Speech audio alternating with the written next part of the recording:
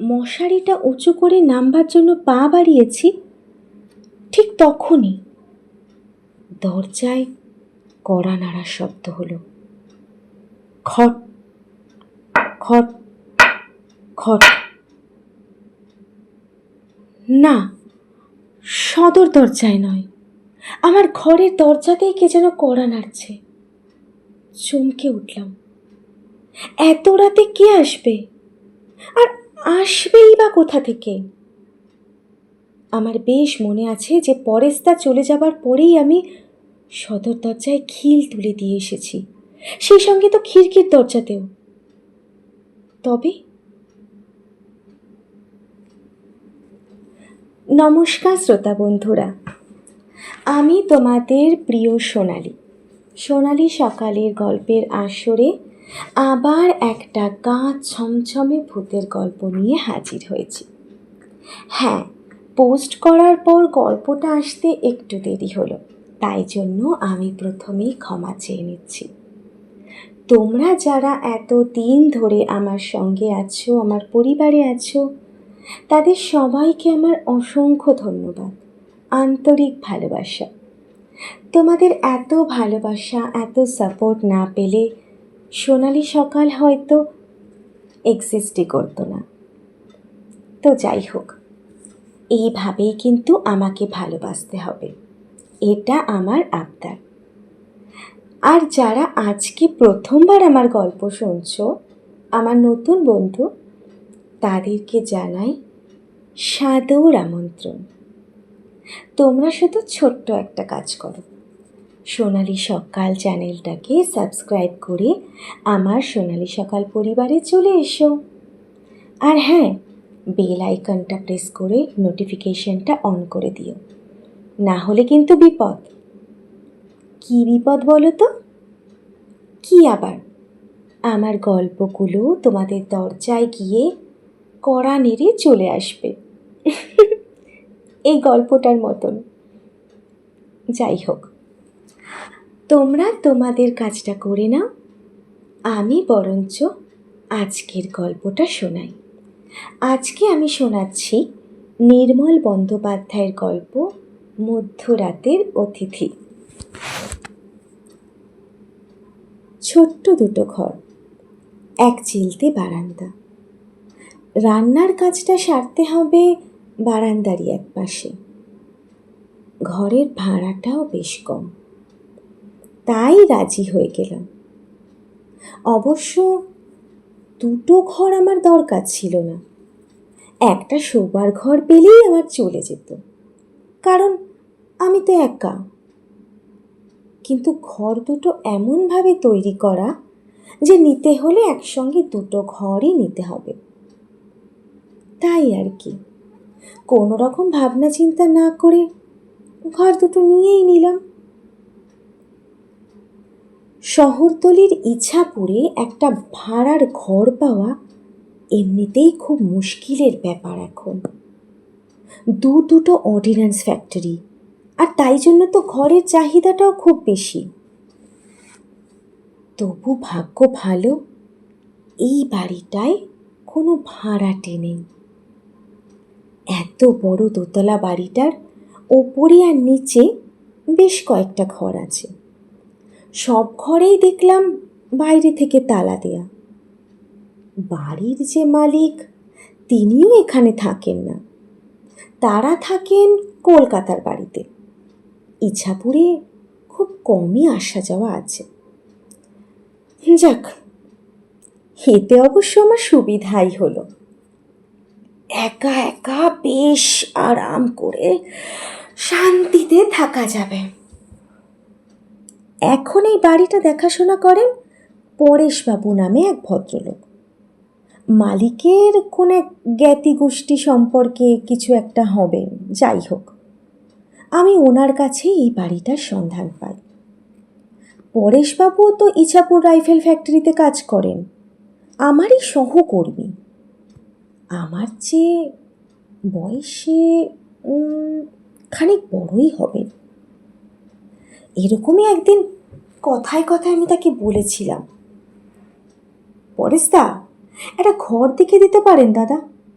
উফ, এই ডেলি প্যাসেঞ্জারি করে করে না আর পারছি না, প্রায় ফ্যাক্টরিতে আসতে লেট হয়ে যাচ্ছে। আমার কথা শুনে পরেশদা বললেন, সে কি, তোমার ঘরের দরকার? আরে আমাকে আগে বলবে তো। হ্যাঁ, আমার কাকিমারই তো একটা বাড়ি আছে এখানে। আমাকেই উনি ভাড়াটা দেখে দিতে বলেছিলেন, সে অনেক দিন থেকেই বলছেন, মনের মতো কাউকে পাইনি এখনো। যাই হোক, পরেশদা আমাকেই সমস্ত ব্যবস্থা করে দিলেন। মনের মতন হয়েছিলাম হয়তো ওনার। ঘরের চাবিও দিলেন। দেখলাম এই বাড়ির সমস্ত চাবিকাঠি তার কাছে। সেদিনকে সন্ধ্যার আগেই বাড়ির পূব দিকের ঘর দুটোতে এসে উঠলাম। গোটা বাড়িটা প্রাচীর ঘেরা, সামনে বিরাট সদর দরজা আর পিছনে খিড়কির দরজা। খিড়কির দরজার ওপাশে একটা পুকুর, পুকুরের পাড়ে অনেকগুলো সারি সারি নারকেল গাছ। এই সবই আমার বাড়িওয়ালার সম্পত্তি। এখন অবশ্য পরেশদাই এই সমস্ত কিছু ভোগ দখল করছে, তিনি এখন এসবের রক্ষক। সুতরাং রক্ষক যে কিছুটা হলেও ভক্ষক হবেন, সেটাই তো স্বাভাবিক, তাই না? সেদিন সন্ধ্যাবেলায় পরেশদা এলেন দেখা করতে। আমাকে বললেন, বিমলেন্দু, তোমার মাছ ধরার অভ্যেস আছে নাকি? আমি বললাম, মাছ ধরা? উনি বললেন, হ্যাঁ। আমি একটু মাথা চুলকে বললাম, হ্যাঁ, মানে মাছ ধরার অভ্যেস ছিল, ছোটবেলায় খুব ছিল, কিন্তু এখন তো আর। আমার কথা শেষ করতে না দিয়েই পরেশদা বললেন, আরে খিড়কি দৌড় খুললেই তো কাকিমাদের পুকুর আছে, ইচ্ছে করলে ছুটির দিন মাছ ধরতে পারো। তবে হ্যাঁ, এ অনেক দিনকার পুকুর তো, সেরকম দেখভাল হয় না। তা রুই কাতলা হয়তো পাবে না, তবে কই মাগুর কিন্তু পাবে এই দু চারটে। নিদেন পক্ষে শোলটা বা ল্যাটাটাও পেয়ে যেতে পারো, কি বলো, বুঝলে? আমি বললাম, হ্যাঁ সে না হয় বুঝলাম, কিন্তু মাছটা ধরবো কেমন করে? পরেশদা বললেন, কেন? ছিপ বড়শির জন্য ভাবনা তো? আরে ভায়া, কুছ পরোয়া নেই, আছে আছে, আমার কাছে সব আছে, আমি তোমাকে দিয়ে যাব, বুঝলে? আমি মনে মনে একটু হাসলাম, ভাবলাম, বাবা কি ভাগ্য আমার, হ্যাঁ, এরকম একটা নিরিবিলি থাকার জায়গা পেলাম, তার উপরে আবার মাছ ধরার লাইসেন্স। একটু পরেই পরেশদা বললেন, বিমলেন্দু, আজ রাতে খাওয়া দাওয়ার কী ব্যবস্থা করবে? আমি বললাম, সে আপনাকে ভাবতে হবে না পরেশদা, ওই কাল সকালে বাজার থেকে উনুন টুনুন সেই সমস্ত কিনে আনবো। আর আজকেই একটু আগেই হোটেল থেকে খেয়ে এসেছি। উনি একটু মুষড়ে গেলেন, বললেন, কেন হোটেল থেকে খেলে কেন? আরে আমার ওখানে দুটো ডাল ভাত খেলেই তো পারতে। আমি আবার হাসলাম। পরেশদা কিছুক্ষণ পর যাওয়ার জন্য পা বাড়ালেন। বারান্দা থেকে নেমে বললেন, বিমলেন্দু, আমি তাহলে যাই এখন, হ্যাঁ, আবার কাল সকালে দেখা হবে। আর হ্যাঁ, তুমি এক্ষুনি সদর দরজায় আর ওই খিড়কির দরজায় ভালো করে খিলটিল দিয়ে দাও তো। আমি একটু অবাক হয়ে বললাম, কেন পরেশদা, মানে জায়গাটা কি খারাপ নাকি? উনি যেন ঢোক গিলে বললেন, আরে বাবা, আরে না না, সেরকম না।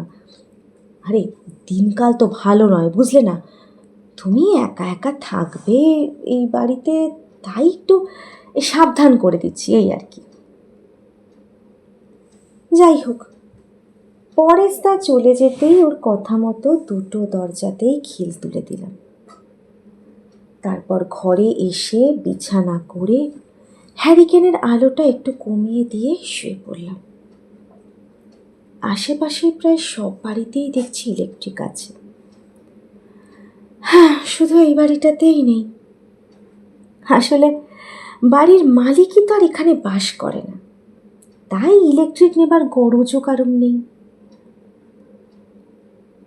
অনেকক্ষণ শুয়ে আছি, ঘুম আসছে না। হয়তো নতুন জায়গা বলে মাথার মধ্যে নানা রকম চিন্তা ভাবনা জট পাকাচ্ছে।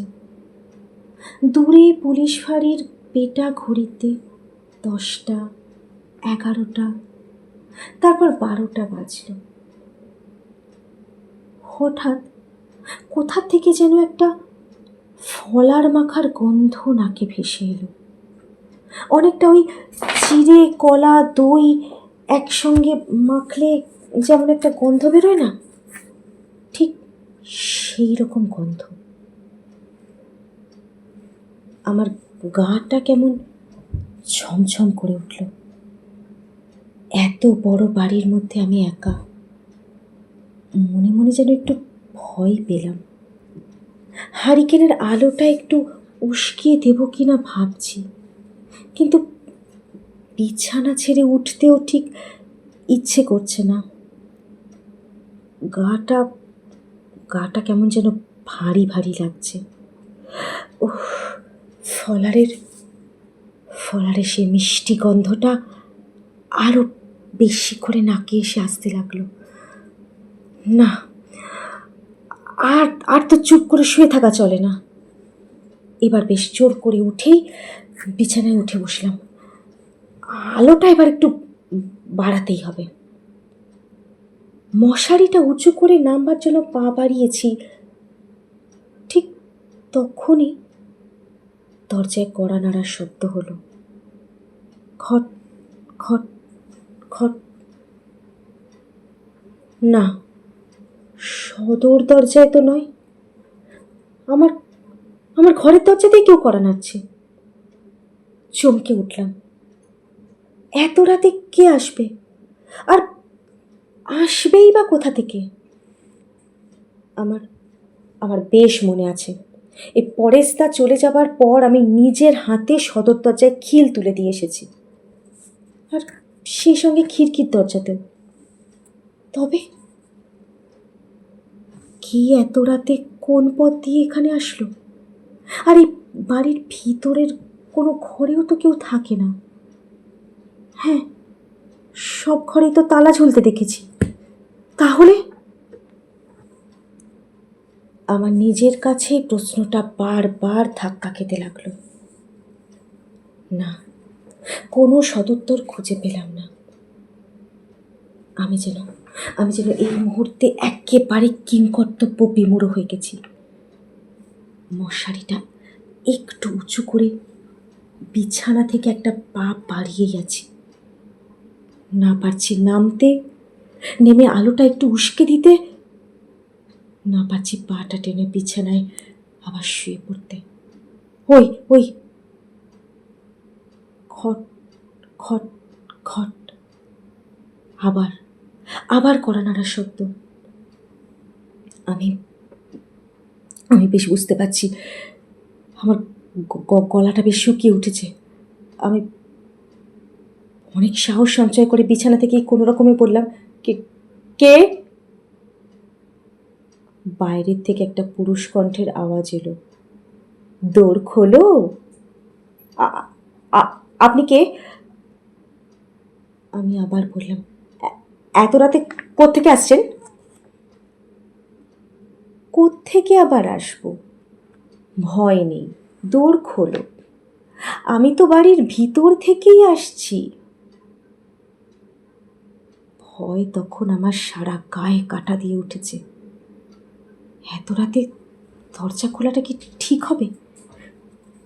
পরেশদা তো আজই বলছিলেন যে সন্ধ্যের পর সদর দরজার খিড়কির দরজায় খিল তুলে দিতে, দিনকাল নাকি ভালো নয়। কিন্তু কিন্তু এখন কি করব? যাই হোক, মনে মনে সাহস সঞ্চয় করে হ্যারিকেনের আলোটা বাড়িয়ে দিলাম। আস্তে আস্তে গিয়ে দরজাটা খুললাম। দেখলাম স্যুট প্যান্ট টাই পরা একজন ভদ্রলোক আমার সামনে দাঁড়িয়ে। ভদ্রলোক বেশ লম্বা চওড়া, গায়ের রংটাও বেশ ফর্সা, একদম ফিটফাট চেহারা। বয়স খুব বেশি হলে 45-এর ওপরে হবে না। মুখে একটা মৃদু হাসি। আমায় দেখে উনি বললেন, এই ঘরে তুমি এলে? আমার কণ্ঠ থেকে অস্ফুট একটা স্বর বেরিয়ে উঠল, হ্যাঁ। উনি আমাকে এমনভাবে জিজ্ঞাসা করলেন যেন মনে হলো উনি আমার কত দিনের চেনা। আবার বললেন, তোমাকে তুমি বলে সম্বোধন করলাম বলে কিছু মনে করলে না তো? আমি এবার ঢোক গিলে বললাম, না না, আপনি বললে বরঞ্চ একটু বিব্রত হতাম। বেশ বেশ, উনি হাসতে হাসতে বললেন, তা বাছা তোমার নামটা কি হে? আমি উত্তর করি, বিমলেন্দু ভট্টাচার্য। আমি হাতের আরিকেনটা মেঝের ওপর নামিয়ে রেখে বললাম, কিন্তু আপনাকে তো ঠিক। উনি আমাকে বাধা দিয়ে বললেন, চিনতে পারছো না তো? না চেনারই কথা। আমি বললাম, হ্যাঁ, কিন্তু আপনি এত রাতে মানে আমাকে কি কিছু বলবেন? উনি বললেন, হ্যাঁ, দুটো কথা বলতে এলাম তোমায়। আমি সঙ্গে সঙ্গে বললুম, আসুন না, আসুন, ঘরে আসুন। উনি বললেন, না না, আমি আর ঘরের ভিতরে যাব না, তার চেয়ে এই বারান্দাতেই বসছি। আমি ঘর থেকে বলি, না না, বাইরে কোথায় বসবেন আপনি, ঘরে আসুন। উনি বললেন, না না, থাক থাক, আমি বাইরে এই চেয়ারটাতেই বসছি। চেয়ার? একটু অবাক হলাম, চেয়ার এলো কোথা থেকে? সন্ধেবেলায় তো আমি বারান্দায় কোনো চেয়ার দেখলাম না, নাকি খেয়াল করলাম না, হতেও পারে। দেখলাম ভদ্রলোক সত্যি একটা চেয়ার টেনে দরজার সামনে বসলেন, মুখে সেই মৃদু হাসি। আমিও সামনে এসে দাঁড়ালাম। ঘরে রাখা হারিকেনের আলোটা অনেকখানি বারান্দায় এসে পড়েছে। ভদ্রলোক আমাকে বললেন, এত রাতে আমাকে দেখে তুমি খুব অবাক হয়ে গেছো, তাই না? আমি একটু আমতা আমতা করছিলাম। উনি বললেন, তুমি নিশ্চয়ই ভাবছো যে সদর দরজা দেওয়া রয়েছে, তবে আমি এলাম কেমন করে, তাই তো? আমি মাথা নেড়ে সায় দিলাম, বললাম, হ্যাঁ, মানে তা একটু ভাবছি বটে। ভদ্রলোক এই কথা শুনে হো হো করে হেসে উঠলেন, বললেন, আরে আমি বাইরে থেকে আসবো কেন, আমি তো বাড়ির ভিতরেই থাকি। আমি চমকে বললাম, বাড়ির ভিতরে থাকেন? হ্যাঁ। আঙুল তুলে উনি দেখিয়ে বলেন, ওই যে উপরের ওই ঘরটাতে থাকি। আমি আরও চমকে বললাম, আপনি উপরের ঘরে থাকেন? তবে পরেশদা যে আমাকে বলল এ বাড়িতে আর কেউ থাকে না। আবার একবার অট্ট হাসি হেসে ভদ্রলোক বললেন, পরেশটা তাই বলেছে বুঝি? ও আমার ভাইপো হয়, বুঝলে? তোমার কাছে সেফ মিথ্যে বলেছে। আমি বললাম, ও পরেশদা আপনার ভাইপো হয়, তাহলে কি আপনি? উনি আমার কথা শেষ করতে না দিয়ে বললেন, হ্যাঁ, তুমি ঠিকই ধরেছ, আমি এই বাড়ির মালিক শশাঙ্ক বটব্যাল। বেশ কিছুক্ষণ চুপ করে থেকে উনি আবার বলে উঠলেন, জানো তো, এই বাড়ি আমি নিজে কত পরিশ্রম করে সুন্দর করে গড়ে তুলেছি। এর জন্য আমাকে কত যে কষ্ট সহ্য করতে হয়েছে না, তা আমি কাউকে বোঝাতেও পারবো না। কিন্তু ভোগ করতে পারলাম না। আমি চমকে উঠলাম। ভোগ করতে পারলেন না? কেন? এরম কথা বলছেন কেন? শশাঙ্কবাবু বললেন, না না, ও কিছু নয়। ছেলে বউ তো থাকে কলকাতার বাড়িতে, আর আমি এখানে একা পড়ে আছি। আমি বললাম, আপনি একা থাকেন কেন? উনি বললেন, যাক বাবা, থাকবো না? আমার তৈরি বাড়িতে আমি থাকবো না? ওরা থাকে না, ওদের নাকি ইছাপুরে থাকতে ভালো লাগে না।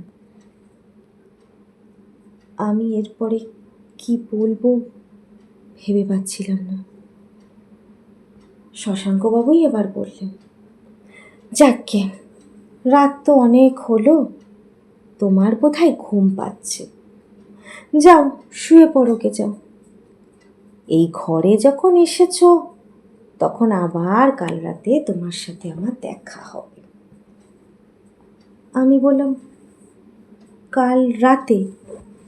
কেন, আপনি দিনের বেলায় থাকেন না? না। উনি বেশ গম্ভীর স্বরে বললেন। আমি আবার একটা প্রশ্ন করে বসলাম, আচ্ছা, আপনি আসার একটু আগে আমি ঘর থেকে একটা ফলারের গন্ধ পাচ্ছিলাম। আপনি কি রাতে ফলার খান? উনি বললেন, হ্যাঁ, দই চিড়ে পাকা কলা দিয়ে ফলার খাই, ওটা আমার খুব প্রিয়। আমি তো রোজ রাতে খাই। বেশ, কাল তোমাকেও খাওয়াবো।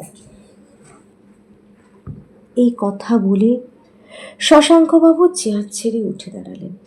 বললেন, নাও, তুমি ঘরের দরজায় খিল দিয়ে শুয়ে পড়ো। আমি ঘর থেকে হ্যারিকেনটা টেনে নিয়ে বললাম, ঠিক আছে, চলুন, আপনাকে ঘর পর্যন্ত এগিয়ে দিয়ে আসি। কিন্তু উনি আমাকে কিছুতেই যেতে দিলেন না। বললেন, তার দরকার নেই, আমি একাই চলে যাব। আমি বললাম, কিন্তু বাইরে এত অন্ধকার, আপনি সিঁড়ি দিয়ে ঠিকভাবে উঠতে পারবেন তো? উনি হেসে বললেন, খুব পারবো, আমার অভ্যেস হয়ে গেছে। অন্ধকারে আমি ভালোই দেখি। আমি একটু হাসার চেষ্টা করলাম। বললাম, ও তাই নাকি? উনি বললেন, হ্যাঁ। যাক, তুমি দরজায় খিল তুলে দাও। আমি বাধ্য ছেলের মতন তার মুখের সামনেই দরজা দিয়ে দিলাম। ঘরের আলোটা একটু কমিয়ে দিয়ে বিছানায় শুয়ে পড়লাম। ভয়টা এখন কেটে গেছে। এখন আর আমার গা ভারী ভারী লাগছে না, অনেকটা হালকা লাগছে। যাক, একটা প্রাচীর ঘেরা বাড়ির মধ্যে আমি তাহলে আর একা নই। স্বয়ং বাড়ির মালিকই যখন এখানে থাকেন, তাহলে আর ভয়টা কিসের? বিছানায় শুয়ে কখন যে ঘুমিয়ে পড়েছি তা আমি নিজেই বুঝিনি। বেশ গাঢ় ঘুম হয়েছে। ভোর 5টায় আমার ঘুম ভাঙে, বরাবরের অভ্যেস। সেদিনও এর ব্যতিক্রম ঘটেনি। ঠিক 5টাতেই ঘুম ভেঙে গেল। একটু এদিক ওদিক গড়িমসি করে উঠলাম বিছানা ছেড়ে। হঠাৎ সদর দরজায় কড়া নাড়ার শব্দ। খটখট খটখট। তাড়াতাড়ি বিছানা ছেড়ে নেমেই দরজা খুলে বাইরে এলাম। কিন্তু এ কি, কাল রাতে শশাঙ্কবাবু যে চেয়ারে বসেছিলেন সে চেয়ারটা কোথায় গেল? উনি কি যাবার সময় চেয়ারটা সঙ্গে করে নিয়ে গেছেন নাকি? কি জানি। যাই হোক, সদর দরজা খুলে দিতেই দেখি পরেশদা দাঁত ব্রাশ করতে করতে এসে দাঁড়িয়েছেন। আমাকে দেখে বললেন, কি হ্যাঁ বিমলেন্দু, রাতে ভালো ঘুম হয়েছিল তো? আমি ঘাড় নেড়ে সম্মতি জানালাম এবং সঙ্গে সঙ্গে বললাম, পরেশদা, আপনি তো বেশ মিথ্যে বলতে পারেন। উনি চমকে বললেন, মিথ্যে কথা? আমি বললাম, নয় তো কি, এই বাড়িতে নাকি কেউ থাকে না, এটা কি সত্যি নাকি? উনি অবাক হয়ে আমাকে বললেন, সত্যি কথা নয় তো কি? পরেশদা ভ্রু কুঁচকে আমার দিকে তাকিয়ে বলেন, এ বাড়িতে কে থাকে? আমি আরও অবাক হয়ে বললাম, কেন, আপনার কাকা তো থাকেন এই বাড়িতে। পরেশদা যেন এই কথাটা শুনে ভীষণ অবাক হয়ে গেলেন। উনি বললেন, কাকা কাকা থাকেন? সে কি, আমি তো তোমার কথা কিছু বুঝতে পারছি না বিমলেন্দু। আমি তখন গত রাতে শশাঙ্কবাবুর আগমন এবং তার সঙ্গে কথোপকথনের সমস্ত কথাই তাকে বললাম। পরেশদা সবটা শুনে একেবারে হতভম্ব হয়ে গেল। কিছুক্ষণ কোনো কথাই বললেন না। তারপর চোখ দুটো বড় বড় করে আমাকে বললেন, তুমি সব সত্যি বলছো বিমলেন্দু? আমি বললাম, হ্যাঁ পরেশদা, সবই সত্যি। পরেশদা কিছু কিছু একটা ভাবল, তারপরে হঠাৎ করে যে চাবি রিংটা সবসময় তার কোমরে বাঁধা থাকতো সেখান থেকে এক গোছা চাবি বার করলো। দাঁত ব্রাশ করতে করতে তিনি আমাকে বললেন, একবার আমার সঙ্গে এসো তো। আমি তাকে অনুসরণ করলাম। পরেশদা সিঁড়ির দরজার চাবি খুললেন, আমাকে নিয়ে উপরে উঠলেন। তারপর আরেকটা ঘরের চাবি খুললেন। আমার তখন মনে পড়ল, হ্যাঁ, কাল রাতে শশাঙ্কবাবু তো আমাকে বলেছিলেন যে এই ঘরেই নাকি তিনি থাকেন। উফ, ঘরে ঢুকতেই একটা বিশ্রী বোটকা গন্ধ আমার নাকে এলো। অনেকদিন ঘর বন্ধ থাকলে যেমন একটা ভ্যাপসা গন্ধ হয়, ঠিক সেই রকম। পরেশদা ঘরে ঢুকে ঘরের জানালাগুলো পটাপট খুলে ফেললেন।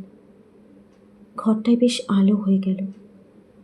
ঘরের ভেতর অনেক আসবাবপত্র রয়েছে, পালঙ্ক, আলমারি, ড্রেসিং টেবিল, 3খানা চেয়ার আর একটা সেক্রেটারিয়েট টেবিল। সব কিছুতেই প্রচুর ধুলো জমে আছে। তবে সব থেকে নজর কাড়ে পালঙ্কটা, বেশ দামি পালঙ্ক। 4 কোণে 4টে কাঠের পড়ি দাঁড়িয়ে আছে। মশারিগুলো টাঙাতে হলে ওই দড়িগুলোকে পড়িদের হাতে টাঙাতে হয়, যেন মশারি টাঙালে মনে হবে পরীরা চারদিক থেকে মশারির দড়িগুলো টেনে ধরে আছে। ঘরের পূব দিকের দেওয়ালে দেখলাম রামকৃষ্ণ, বিবেকানন্দ আর রবীন্দ্রনাথের ছবি। তারপর পশ্চিম দিকের দেওয়ালে টাঙানো একটা বড় ছবি দেখিয়ে পরেশদা আমাকে বললেন, বিমলেন্দু, ছবিটা একবার ভালো করে দেখো তো। আমি চমকে উঠলাম, বললাম, আরে ইনি তো কাল রাতে আমার ঘরে গিয়েছিলেন, ইনি ইনি আপনার কাকা শশাঙ্কবাবু না? পরেশদা বললেন, হ্যাঁ। পরেশদা আমার মুখের দিকে কেমন করে যেন তাকিয়ে রইলেন। আমি ছবিটার দিকে আর একবার দেখলাম। ছবিটাতে একটা শুকনো ফুলের মালা পরানো রয়েছে, সম্ভবত বকুল ফুলের মালা। ঘরের জানলাগুলো বন্ধ করতে করতে পরেশদা বললেন, নিচে চলো। ঘরে শিকল লাগিয়ে তালা দিয়ে আমরা নিচে নেমে এলাম।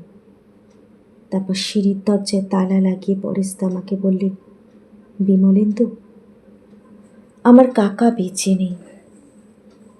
আমি বললাম, সে কি পরেশদা?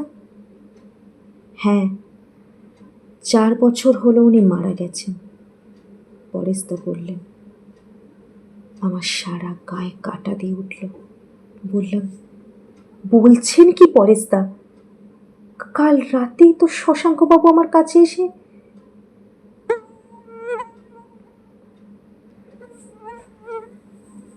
তাহলে বন্ধুরা, রাত্রিবেলা কি এসেছিল?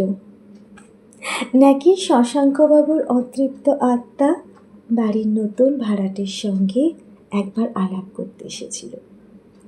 নিশ্চয়ই সেটাই। নিজের হাতে তৈরি করা বাড়ি তো, তাই মৃত্যুর পরেও মায়া ছাড়তে পারেননি। আজকের গল্পটা কেমন লাগলো অবশ্যই কমেন্ট করে জানিও। তোমাদের কমেন্ট আর লাইক সাবস্ক্রিপশন না পেলে আমি নতুন গল্প আনবো কেমন করে? নতুন গল্প আনার উৎসাহটাই তো চলে যাবে, তাই না বলো? তাহলে তোমাদের আদরের সোনালীকে, তোমাদের প্রিয় সোনালীকে আরও নতুন নতুন গল্প আনার উৎসাহ দেওয়ার জন্য আমার চ্যানেলটা অবশ্যই সাবস্ক্রাইব করে নিও। গল্পটাকে নিজের বন্ধুবান্ধব আত্মীয় স্বজনের সাথে শেয়ার করো। গল্পটা ভালো লাগলে লাইক দিও, আর অবশ্যই কমেন্ট করে জানিও কেমন লাগলো। তাহলে আজকের মতন বিদায় দাও। আমি সোনালী আবার আসবো তোমাদের কাছে আরও একটা টাটকা তাজা গল্প নিয়ে। কেমন?